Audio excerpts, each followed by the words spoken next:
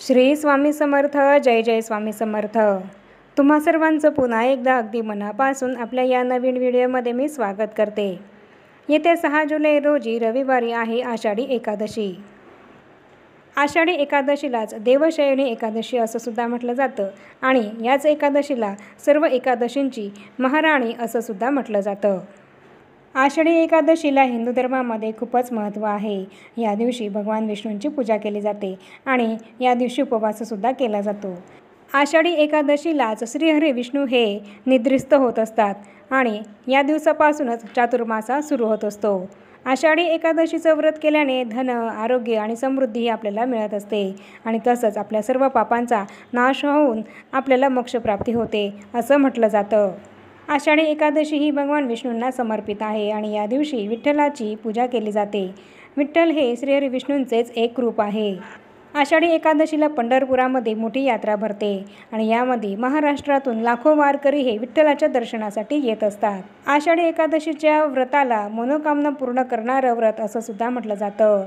वर्षभरामध्ये एकूण 24 एकादशी या येत असतात. पण आपण जरी नुसतं आषाढी एकादशीचं व्रत केलं तर आपल्याला वर्षभरामध्ये येणाऱ्या सर्व एकूण 24ही एकादशींचं व्रत केल्याचं पुण्यफळ हे मिळत असतं. इतकं महत्त्व हे आषाढी एकादशीला आहे. आषाढी एकादशीचा उपवास करणाऱ्या व्यक्तीला धनाची प्राप्ती होते असं सुद्धा म्हटलं जातं. आषाढी एकादशीचा उपवास केल्याने मानसिक शांतीही आपल्याला लाभते आणि शारीरिक व्याधींपासून सुद्धा आपल्याला मुक्ती मिळते. वर्षभरामध्ये येणाऱ्या एकादशांमध्ये आषाढी आणि कार्तिकी या 2 एकादशा अत्यंत महत्त्वाच्या मानल्या जातात. कारण आषाढी एकादशीला श्रीहरी विष्णू हे झोपी जात असतात आणि कार्तिकी एकादशीला पुन्हा योगनिद्रेतून जागे होत असतात आणि म्हणूनच वर्षभरामध्ये येणाऱ्या सर्व 24ही एकादशींपैकी आषाढी एकादशी आणि कार्तिकी एकादशी या खूपच महत्त्वाच्या मानल्या जातात. श्रीहरी विष्णूंना प्रसन्न करून घेण्यासाठी सर्वात चांगला दिवस म्हणजे आषाढी एकादशी होय. एकादशीची ही तिथी श्रीहरी विष्णूंनाच समर्पित आहे. आषाढी एकादशीला बरेच भाविक पंढरपुरामध्ये जाऊन विठ्ठल माऊलीचे दर्शन घेतात आणि पूजा करतात. विठ्ठल माऊली म्हणजेच श्रीहरी विष्णूंचेच एक रूप आहे. श्रीहरी विष्णूंना तुळसी अत्यंत प्रिय आहे. तुळशीपत्र अर्पण केल्याशिवाय श्रीहरी विष्णूंची कोणतीच पूजाही पूर्ण होत नाही. त्याचप्रमाणे नैवेद्य दाखवताना सुद्धा त्या नैवेद्यावर आपण तुळशीपत्र ठेवलं तरच तो नैवेद्य प्रभू ग्रहण करत असतात. इतकं महत्त्व तुळशीला आहे. तुळशीलाच हरिप्रिय असं म्हटलं जातं. तुळशीमध्ये साक्षात माता लक्ष्मीचा वास आहे. आषाढी एकादशीचं व्रत तुम्ही करा किंवा नका करू, पण या दिवशी आपण तुळशी मातेचं पूजन हे जरूर केलंच पाहिजे. कारण या दिवशी आपण जर तुळशी पूजन केलं तर यामुळे आपल्या सर्व इच्छा मनोकामना या पूर्ण होत असतात. तुळशी मातेसह लक्ष्मी मातेचा सुद्धा अखंड कृपाशीर्वाद हा आपल्याला प्राप्त होतो.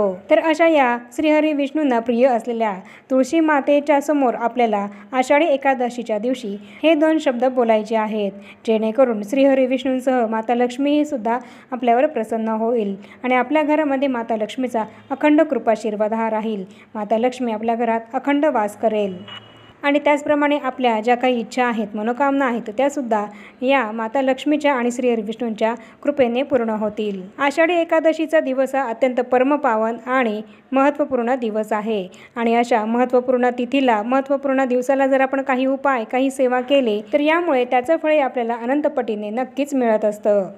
आपण केलेल्या सेवेचा किंवा उपायाचा 100% शुभ परिणाम आपल्याला मिळत असतो आणि म्हणूनच आषाढी एकादशीच्या दिवशी तुळशीसमोर आपल्याला हे 2 शब्द बोलायचे आहेत. तुळशीसमोर हा एक उपाय आपल्याला आषाढी एकादशीच्या दिवशी जरूर करायचा आहे.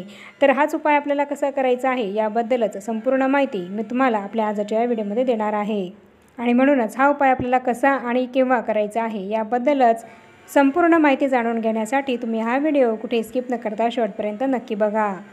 भगवान श्रीहरी विष्णू यांना प्रिय असलेल्या वस्तूंची आपण आषाढी एकादशीच्या दिवशी जर पूजा केली तर त्यामुळे आपल्याला नक्कीच लाभ हा मिळत असतो आणि म्हणूनच आधी सांगितल्याप्रमाणे तुळस ही श्रीहरी विष्णूंना अतिशय प्रिय आहे. म्हणून या दिवशी आपल्याला तुळशी पूजन हे जरूर करायचंच आहे. पण एक महत्त्वाची गोष्ट आपल्याला इथे लक्षात घ्यायची आहे की या दिवशी तुळशीच्या रोपाला आपल्याला चुकूनही स्पर्श करायचा नाही आहे. तसंच जलसुद्धा या दिवशी आपल्याला तुळशीच्या रोपाला अर्पण हे करायचं नाही आहे आणि तुळशीपत्रसुद्धा आपल्याला या दिवशी चुकूनही तोडून ठेवायचं नाही आहे. आषाढी एकादशीला श्रीहरी विष्णूंना आपल्याला जे काही तुळशीपत्र अर्पण करायचं आहे तर ते आपल्याला आदल्याच दिवशी तोडून घ्यायचं आहे.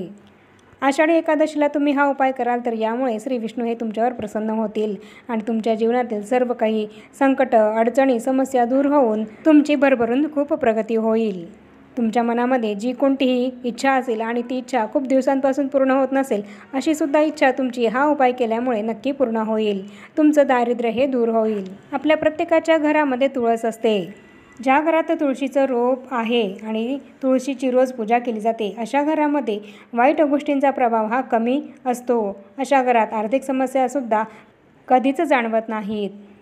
आणि म्हणूनच आपण आपल्या देवघरातील देवांची पूजा करून झाल्यानंतर आपल्या तुळशीला जल हे नक्की अर्पण करावं. आषाढी एकादशीच्या दिवशी आपल्याला तुळशीची पूजा ही अवश्य करायची आहे. फक्त तुळशीच्या रोपाला स्पर्श न करता ही पूजा आपल्याला करायची आहे. आणि हा जो काही उपाय आपल्याला करायचा आहे, तर हा उपाय आपल्याला संध्याकाळी आषाढी एकादशीच्या दिवशी करायचा आहे. मग हा उपाय तुम्ही संध्याकाळी 6 वाजल्यापासून तर 8:30 वाजेपर्यंत केव्हाही करू शकतात, पण जास्त उशीर काही करू नका. संध्याकाळी दिवे लागण्याची वेळ ही अशी वेळ असते की ज्यावेळी माता लक्ष्मी ही आपल्या घरामध्ये प्रवेश करत असते आणि म्हणून आपण संध्याकाळी आपल्या देवघरामध्ये दिवाबत्ती करून घ्यायची आहे. आणि ही दिवाबत्ती करण्यापूर्वी आपण आपले हात पाय स्वच्छ धुवून घ्यायचे आहेत आणि त्यानंतर आपल्या देवघरामध्ये दिवाबत्ती करायची आहे. त्याचप्रमाणे तुळशीच्या रोपासमोरसुद्धा आपल्याला एक दिवा हा लावायचा आहे आणि हा दिवा लावताना तो शुद्ध गाईच्या तुपाचा आपल्याला लावायचा आहे. आणि हा दिवा जो आपण तुळशीसमोर ठेवणार आहोत, तर त्या दिव्याखाली आपल्याला आसन हे नक्की ठेवायचं आहे. मग हे आसन तुम्ही फुलांचं देऊ शकतात, तांदळांचं देऊ शकतात किंवा एखादी छोटीशी प्लेट जरी तुम्ही त्या दिव्याखाली ठेवली तरीसुद्धा चालेल.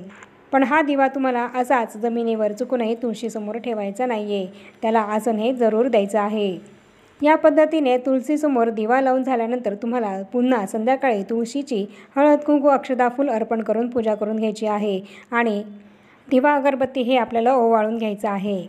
एक महत्त्वाची गोष्ट लक्षात ठेवा, जेव्हा आपण या दिव्यामध्ये तूप टाकू तर त्या दिव्यामध्ये आपल्याला थोडीशी चिमूटभर हळदही टाकायची आहे, जेणेकरून त्या तुपाचे आणि दिव्याचे शुद्धीकरण हे होईल. तर अशा पद्धतीने तुळशीची संध्याकाळी पूजा करून झाल्यानंतर आपल्याला तुळशी मातेसमोरच हात जोडून ओम नमो भगवते वासुदेवाय या मंत्राचा कमीत कमी 108 वेळा जप करायचा आहे. मग हा जप तुम्ही तुळशी मातेच्या रोपासमोर उभा राहून केला तरीसुद्धा चालेल किंवा मग तुळशी मातेच्या समोर तुम्ही आसन टाकून बसून हा जप केला तरीसुद्धा चालेल. हेच ते शब्द आहेत, हाच तो मंत्र आहे जो आपल्याला आषाढी एकादशीच्या दिवशी संध्याकाळी तुळशीसमोर बोलायचा आहे. आणि याप्रमाणे 108 वेळा तुम्हाला या मंत्राचा जप करून झाल्यानंतर तुमची जी काही इच्छा आहे, जी काही मनोकामना आहे, ती पूर्ण होण्यासाठी तुळशी मातेला हात जोडून प्रार्थना करायची आहे. आणि त्यानंतर तुळशीच्या रोपाभोवती आपल्याला 11 वेळा प्रदक्षिणा मारायची आहे. तुम्हाला जर तुळशीभोवती प्रदक्षिणा घालणं शक्य नसेल तर तुम्ही स्वतःभोवती 11 प्रदक्षिणा घालायच्या आहेत. तर अशा पद्धतीने अगदी हा छोटासा उपाय आपल्याला आषाढी एकादशीच्या दिवशी तुळशीसमोर करायचा आहे. आषाढी एकादशीला हा उपाय केल्याने तुमची अगदी कठीणातली कठीण इच्छासुद्धा हा उपाय केल्याने नक्की पूर्ण होईल. तुमच्या घरामध्ये सुख, शांती, समृद्धी नांदेल. माता लक्ष्मी अखंड कायम वास करेल. पण फक्त हा उपाय करताना आपण पूर्ण श्रद्धा आणि विश्वास ठेवूनच हा उपाय करायचा आहे. अतिशय साधा, सोपा पण तितकाच प्रभावशाली असा हा उपाय आहे. म्हणून आषाढी एकादशीच्या दिवशी संध्याकाळी हा उपाय तुम्ही नक्की करा. आणि आता या छोट्याशा माहितीसह आपण आपला आजचा हा व्हिडिओ इथेच थांबवूया. चॅनलवर जर तुम्ही पहिल्यांदाच आला असाल तर चॅनलला जरूर सबस्क्राईब करा आणि या व्हिडिओला जास्तीत जास्त लाईक आणि शेअरसुद्धा नक्की करा. आणि भेटूया पुन्हा अशाच नवीन एका माहितीपूर्ण आणि महत्त्वपूर्ण व्हिडिओसोबत. तोपर्यंत सर्वांना श्री स्वामी समर्थ.